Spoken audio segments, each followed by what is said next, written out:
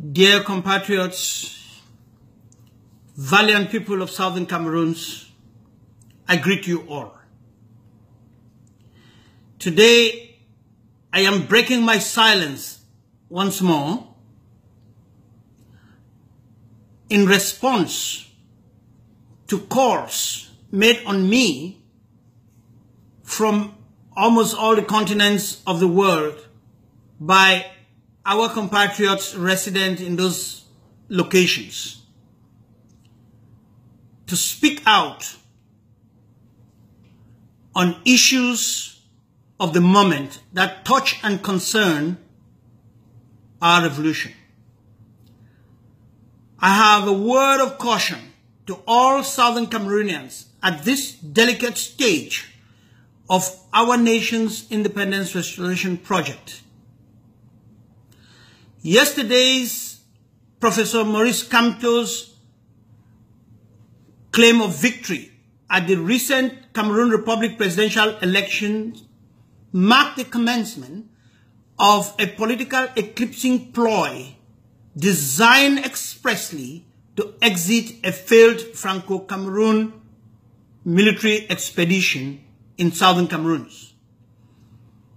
We are simply living an emerging change of executioner of the Franco-Cameroon pre-independence Accord de Coopération in southern Cameroon, without us ever having been parties to that independence clawback agreement that Amadou Ahidjo was forced to sign off French Cameroon Republic into as a precondition for nominal independence void of content. Much as this may sound like a broken record, the absence of an act of union between Southern Cameroons and the French Cameroon Republic provides a litmus test for determining who in the world has our interests as a people. Professor Maurice Kamto, not even by his shadow, nor by that of his political party philosophy or programs, comes anywhere close to such a list of sympathizers. The outcome of the presidential election in the neighboring French Cameroon Republic, if it has any effect on our restoration project, it is a categorical negative in all its ramifications. Here are the reasons to put all Southern Cameroonians associated with the informed advocacy for restoration of Southern Cameroon's independence on guard. 1. Neither Professor Maurice Kamto nor his Mouvement pour la Renaissance du Cameroun, MRC, renounces the obnoxious neo-colonial Accord de Coopération between France and French Cameroon Republic, signed before the symbolic accession to independence on January 1, 1960 of that country. It is like a spouse that is infected with HIV who moves on without a contract of marriage to infect an unwilling mistress. That is unconscionable. It follows that Southern Cameroons, before and after 1961 till date, could never and should never contemplate a union with a practically non-independent nation like the French Cameroon Republic. This situation is not cured by a change of chief agent of the neo-colonial France from Mr. Paul Biya to Professor Maurice Kamto. 2. The Southern Cameroon's question, especially in the last over 2 years, has been the most important point of political discourse in the French Cameroon Republic and within the Gulf of Guinea.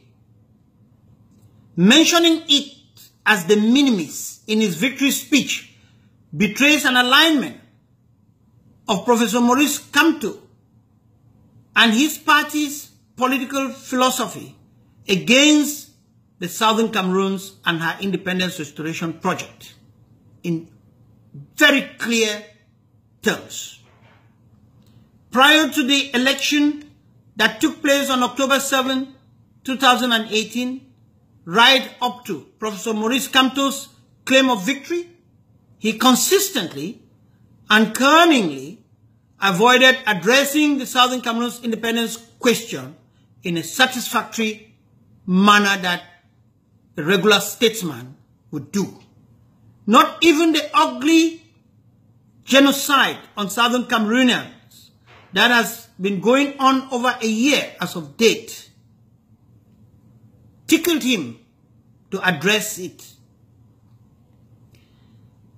His promise of compensation for loss of lives and reconstruction of burnt homes and more betray a minimization of the genocide and its consequences on the political psyche of Southern Cameroonians. It must be recalled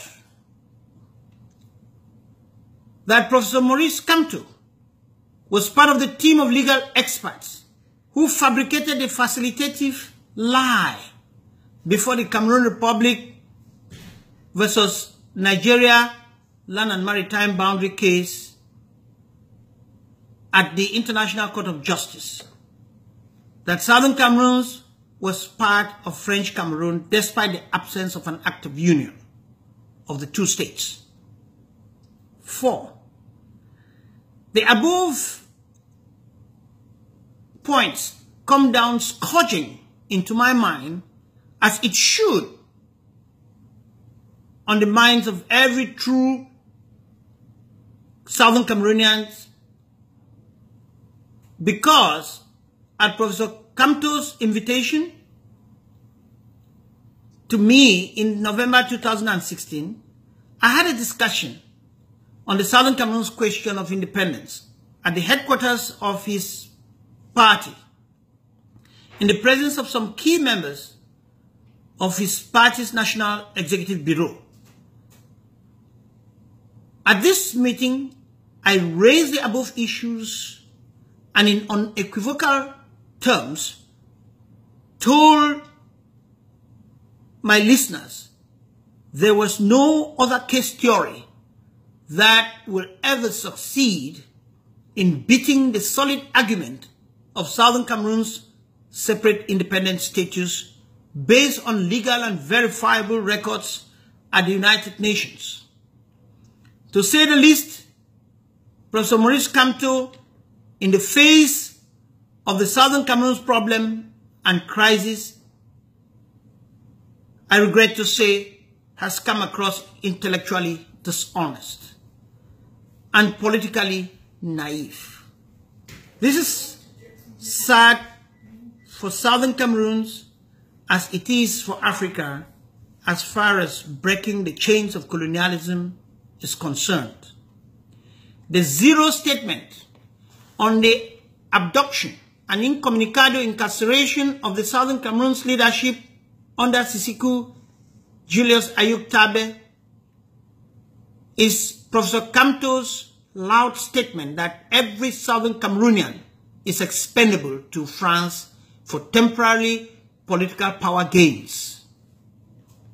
In the light of the foregoing, few points that bring light to chase away the darkness being deliberately conjured up to blind Southern Cameroonians along their path to freedom, just when we are about to hit it, I suggest the following firm positions for Southern Cameroon's independence restoration project. A. We must collectively understand, watch out for, and avoid being blindfolded with contaminated wine in new French chalices. that is, Franco-Cameroon settled political perception of and agenda for Southern Cameroons as crafted and continually oiled and sustained by Anglo-French foreign interests in the Gulf of Guinea in general and in particular in the natural wealth of Southern Cameroons. There is yet no compensation existing or contemplated under the heavens for assuaging just an ounce of blood of the Southern Cameroonians who have lost their lives struggling to wrestle themselves from the bondage of people behind the mask called French Cameroon Republic. Compare the insult in Professor Maurice Kamto's proposal for Southern Cameroons and the lush conditions of exit for Mr. Paul Biya. Come to think of it, is Professor Maurice Kamto not effectively shielding Mr. Biya and his establishment of over 36 years that have been responsible for the cultural and more genocide on Southern Cameroonians?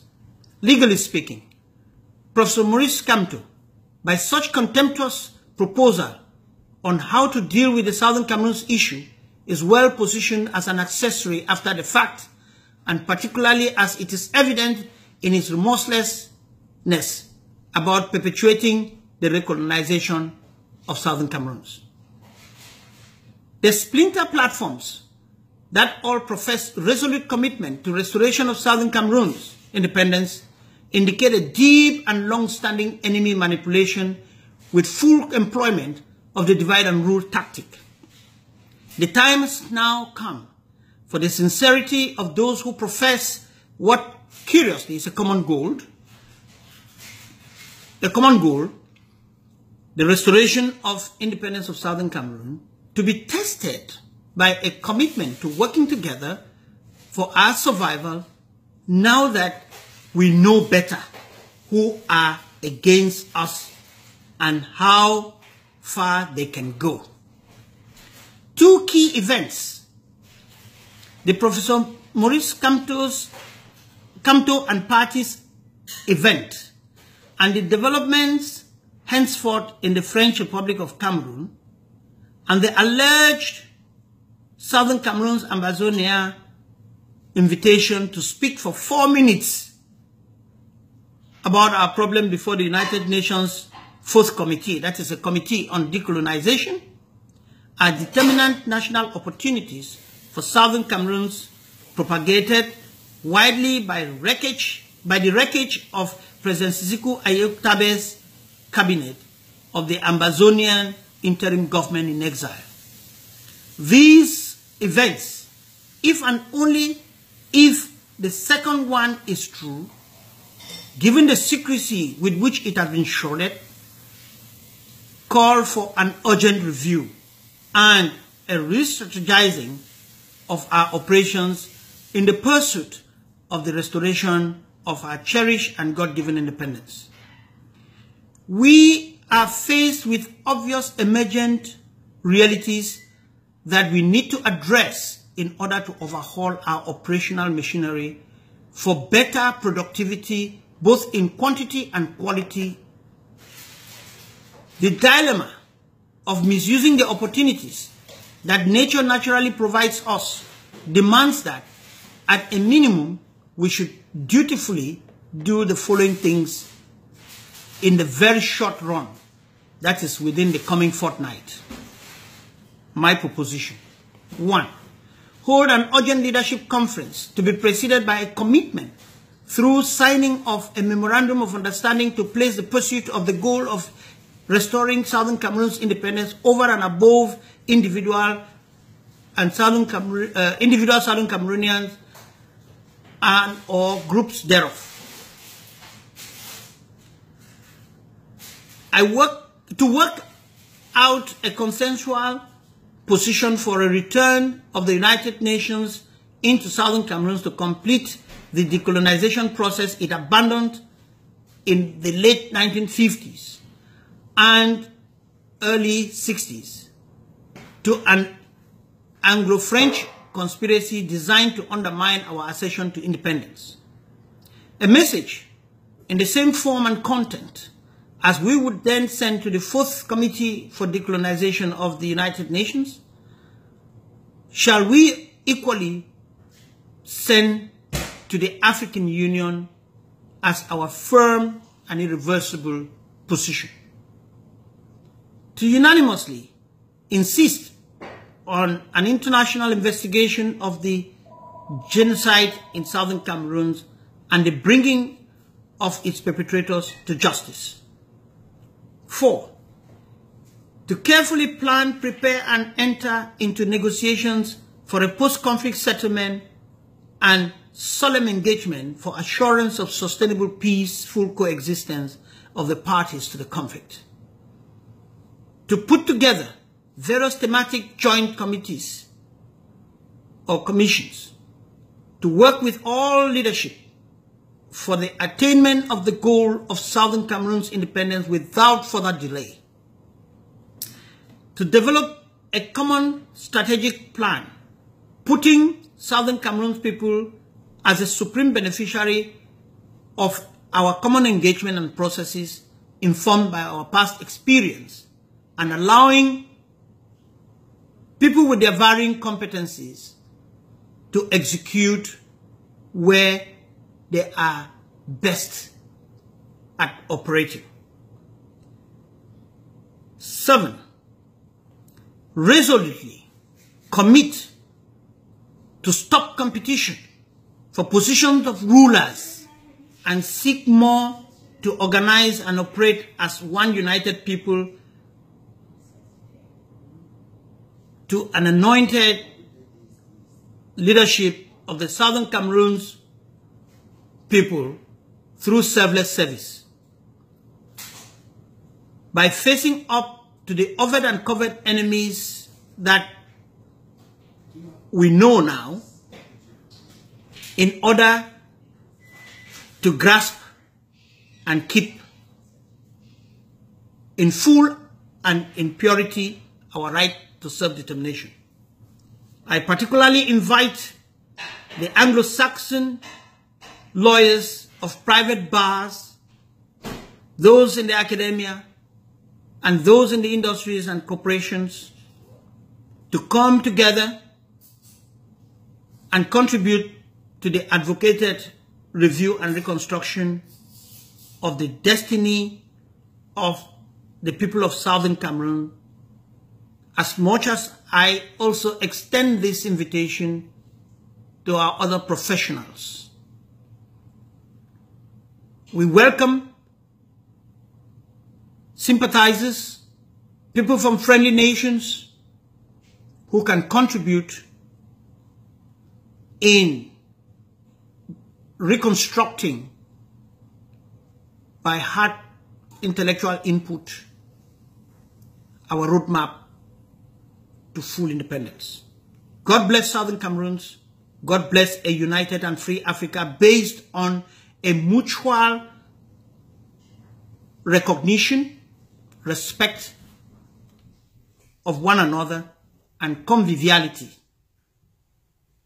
This is a proposition of Harmony Bobga Mbuton, President and CEO of Southern Cameroon's Bar Foundation, Incorporated. Thank you all for listening, and let's get to work. May God bless us.